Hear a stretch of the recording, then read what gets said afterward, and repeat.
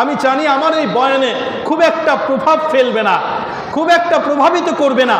তারপরে আমি এতটুক শুধু আমি আবেদন করতে চাই, এতটুক শুধু বলতে চাই যে যেই যুবকরা তোমরা যারা ফুটবল উন্মাদনায় কাতরাচ্ছ, তোমরা যারা ব্রাজিল, আর্জেন্টিনা সহ বিভিন্ন দেশের পতাকা নিজের ছাদে টানাচ্ছ, তুমি কি একবার চিন্তা করে দেখেছো তোমার বাবার লুঙ্গিটা ছিঁড়ে গিয়েছে? ব্রাজিলের পতাকা টানানোর আগে বাবার লুঙ্গির খবরটা তুমি নিয়েছো কিনা?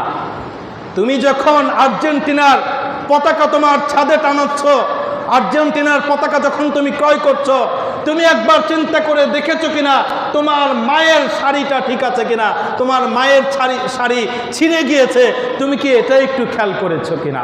আমি শুধু এতটুকু আবেদন করতে চাই, তুমি যখন হাজার হাজার টাকা খরচ করে তুমি বিভিন্ন দলের সাপোর্ট করছো, বিভিন্ন দলের জন্য হাজার হাজার টাকা খরচ করে তুমি বিভিন্ন দলের জন্য তুমি সাপোর্ট করছো, বিভিন্ন দলকে তুমি সেলিব্রেশন করছো, তুমি কি একটু চিন্তা করে দেখেছো কিনা তোমার অসুস্থ বৃদ্ধ পিতামাতা অসুস্থতায় কাতরায়, তুমি কি তোমার পিতামাতার একটু চিকিৎসার ব্যবস্থা করেছো কিনা?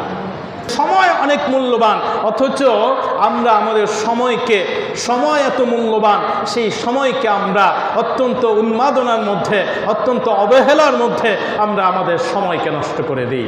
এখন দেখা যায় সারা পৃথিবী এই বর্তমান সময়ে ফুটবল উন্মাদনায় কাঁপছে, ফুটবল উন্মাদনায় সারা পৃথিবী কাতরাচ্ছে, আমাদের যুব সমাজও ফুটবল উন্মাদনায় কাতরাচ্ছে।